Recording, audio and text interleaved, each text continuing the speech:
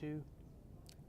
Welcome back to In Focus Kentucky. I'm Mario Anderson. We are taping an interview in the city of Frankfort at the Kentucky State Capitol. We're actually in the Capitol Annex, and we are joined today by Kentucky State Auditor Mike Harmon. We appreciate you joining us for this show. Appreciate you being here. Absolutely. You have had a busy time while in office, Yes. especially within the last, towards the end of 2018, a lot of work that has been going on, especially with looking about how public funds are being used by different agencies. So talk about, I know the Kentucky Fish and Wildlife Agency, that's some organization that you have been trying to follow the data and learn where things have, funds have been going. So talk about your work there. Yeah, I mean, for the fish and wildlife, we had a request to come in, and we took a look at that. We had several, findings in regards to how the money was being spent and things along that lines. And that one actually has had a lot of, some audits we release, it has a lot of people look at it, some of them not as much. That particular one, we had well over, 50 to 60,000 impressions of people taking a look at it. And obviously there was some concerns there, management and things along that lines, and how the money was spent and whether it was spent, appropriately. And so between that one, and then, of course, we've had, as you said, we've had a busy year. We did the Administrative Office of the Courts. We were the first ever auditor ever to do an external audit of the Administrative Office of the Courts. We also did just recently the Kentucky Wired Project.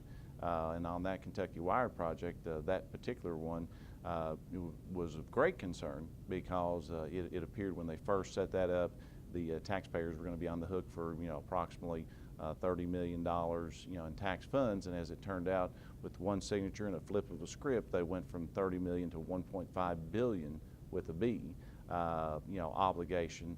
And and currently it's not up and running. If it never gets up and running, then the taxpayer's full obligation on that would be about 1.5 billion, which is very frustrating. Is your office getting a lot of calls or communication from people within the state who want your office to look into different ideas or things to review, potentially just for to keep track of things? Oh yes, definitely. I mean, we actually have a tips line. Auditor.ky.gov is if you're going to go online. There's called Safe House. You can click on the Safe House.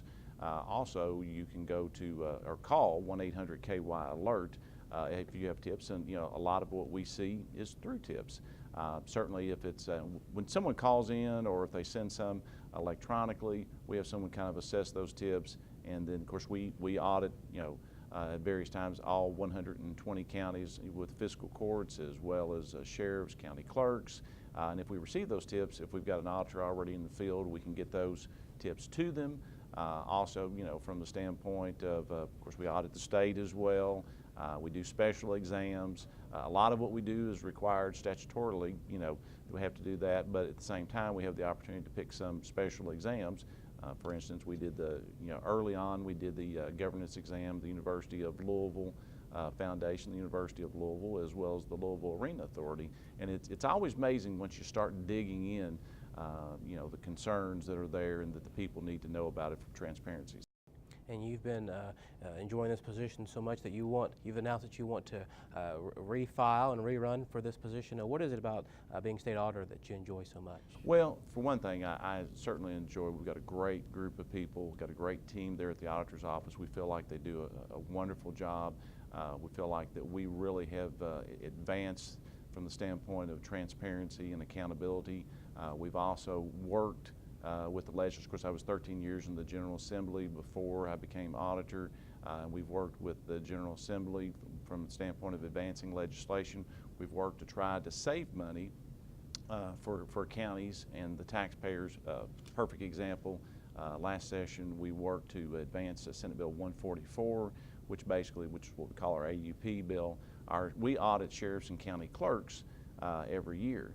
And most people may not realize, unless they're just there, that we actually invoice for those. And of course, in the long run, the taxpayers are paying for that.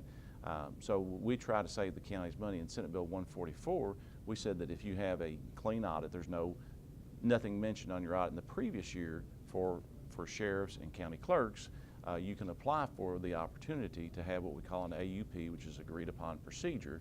And typically, why is that good? One, there's fewer procedures. We still believe it's just as transparent, but it would save them somewhere between 25 to 50%.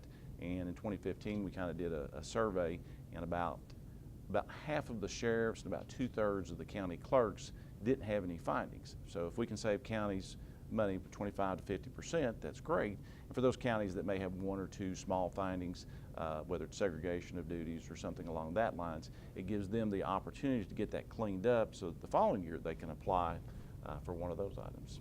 Well, Kentucky State Auditor Mike Harmon, we appreciate your time and joining us to share the work that you're doing with your office and in the city and on behalf of the state of Kentucky. Thank you. I very much appreciate it. You bet.